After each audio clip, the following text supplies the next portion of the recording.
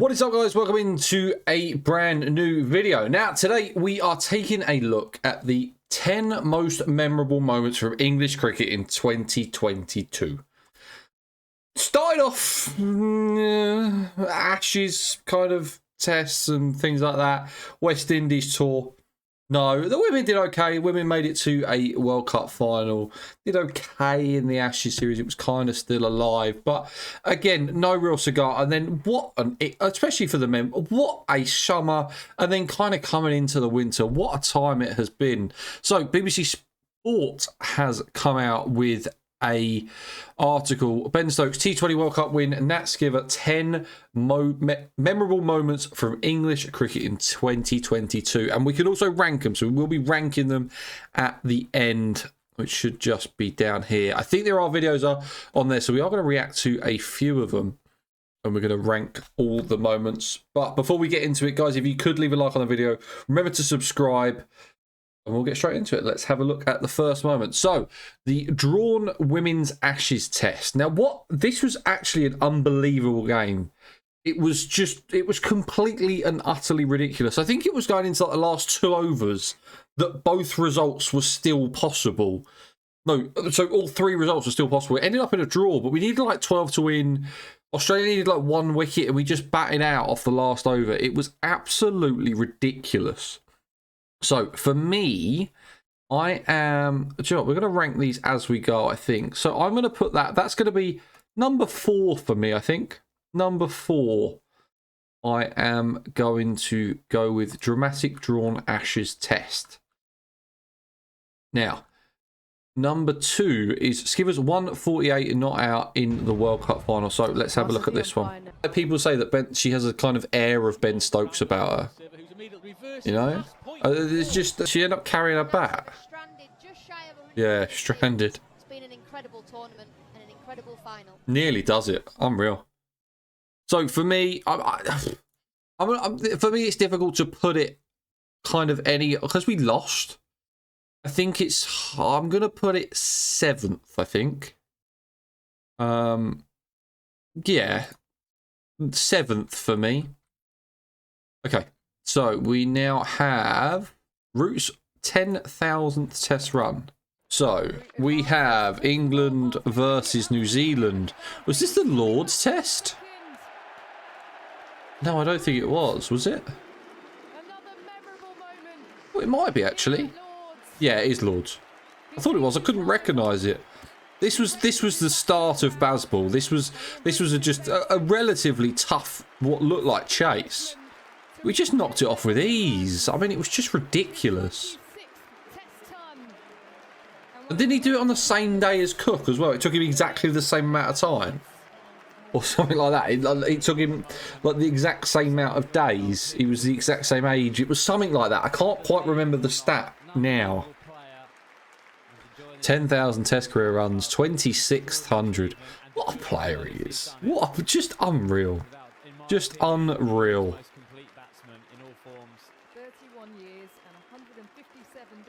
Oh. So it was exactly the same age as Alistair Cook. 10,000 runs. Unreal. All right, okay. So, Root going to 10,000 runs. What are we going to give that? I reckon 6th, maybe. I reckon. For me, that's going to be a 6. It might go lower. I might change it. I'm not 100% sure. Actually, I am. I'm going to put Skiver to 8, and then I'm going to put Root to 7. I think I was listening to a Stokes documentary. He did an interview with someone on the BBC. He's right. It doesn't matter. It doesn't matter if it's red ball, white ball. Just hit it for 6. Just get it gone. Just because it's not tradition doesn't mean that you shouldn't try and do it. If the ball... This is ridiculous. I don't even think I was watching. I think I was listening to this on the radio, and I was like, how does he keep hitting it for 6? What is he doing? Done it. I thought, do you know what? Surely this isn't going to work. We've got to change the plan at some point. It still amazes me to this day.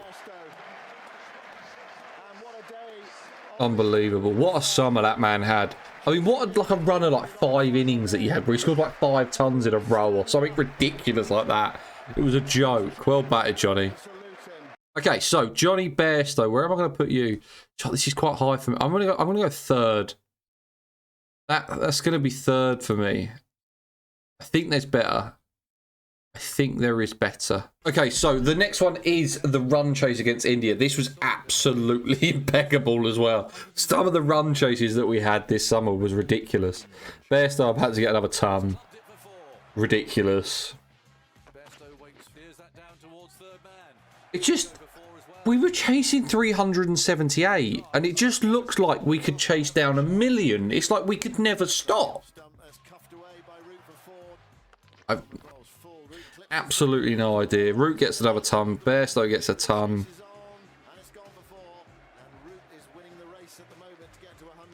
Just ridiculous.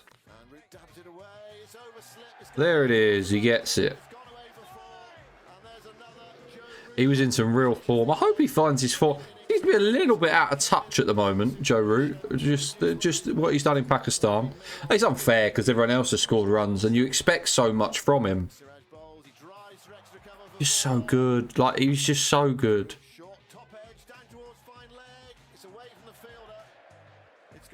Goes again. Like, what were they thinking?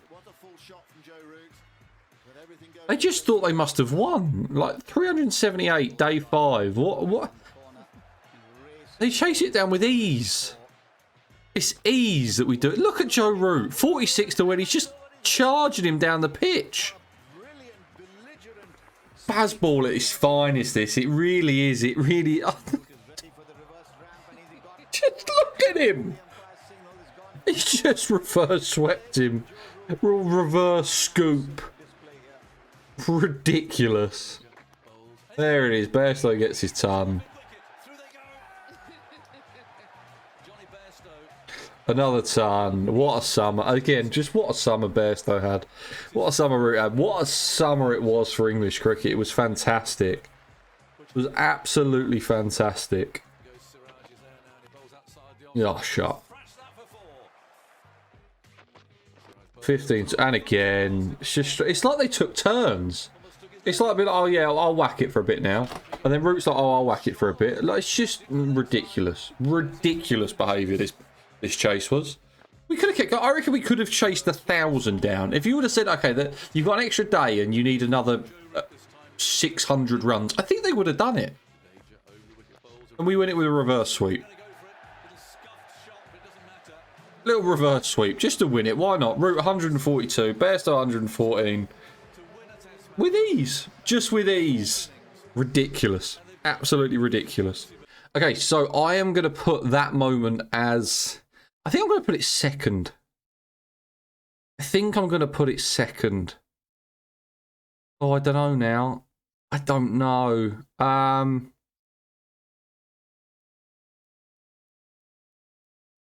Do I? It's second. Second is where it's gone. I'm trying to think how I felt. Yeah, it's second. So the next moment is obviously the day after the Queen died. I think it was the day after. It might have been 2 days after. I can't remember. But this, I think this video isn't even going to be the most amazing part about this. It's the fact that it was like 10 minutes before the minute of silence. It was eerily quiet. Just listen.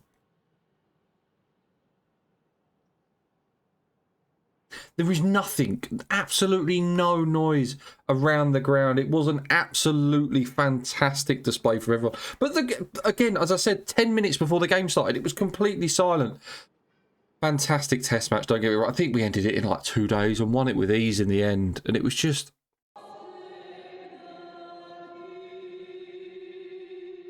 Yeah, real proud moment to be English at this point.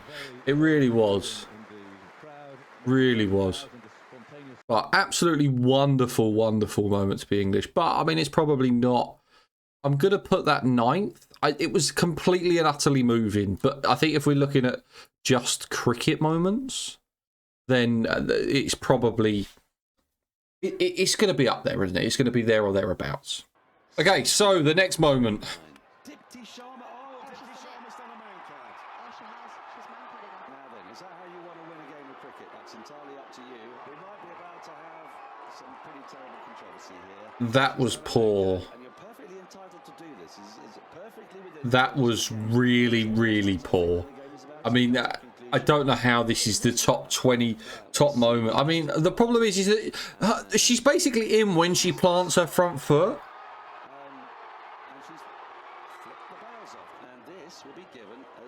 She was looking for it the whole game. It's an absolute joke. I actually like a mancad. Like, if someone's taking the mick, fine. Give them a warning. If they do it again, take it off, appeal, take the wicket. That's fine for me. It doesn't matter.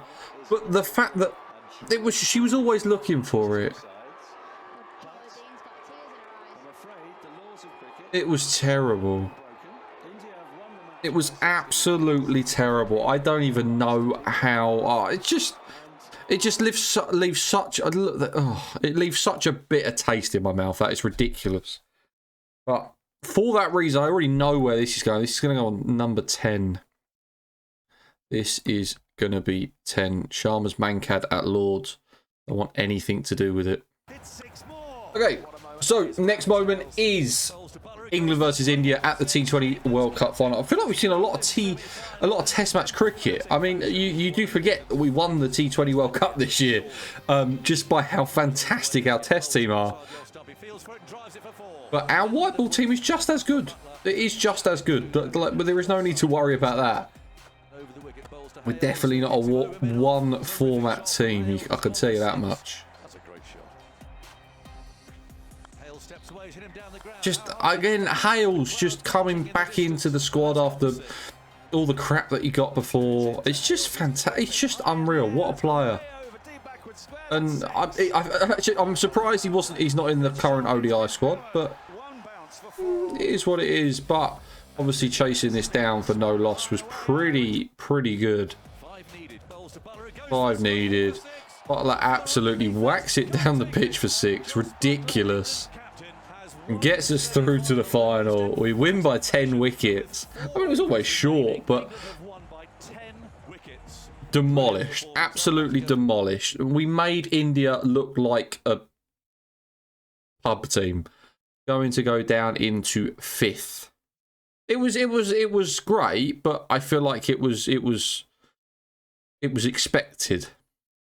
Okay, so next moment, obviously World Cup final. How could it not be on this list? It was absolutely wonderful. Absolutely wonderful. You couldn't have... it's just proving that we are the best white ball team in the world. I mean, we should have won it the year before. There's just no one else that's doing it like us at the moment. There is no one... We are building a team for what we need, and it's just... It's perfect. It's the transition from Morgan to Butler has been absolutely fantastic. And do you know what? I'm just blowing England's trumpet a little bit too hard here, but just there's no one that can touch us at the moment. Okay, you might win the occasional game, but if it's over a long tournament, we ain't losing. We're not losing at the moment. I mean, they got a relatively poor total. We'll go towards the end. This is kind of when the game changed, when this spinner came on, wasn't it?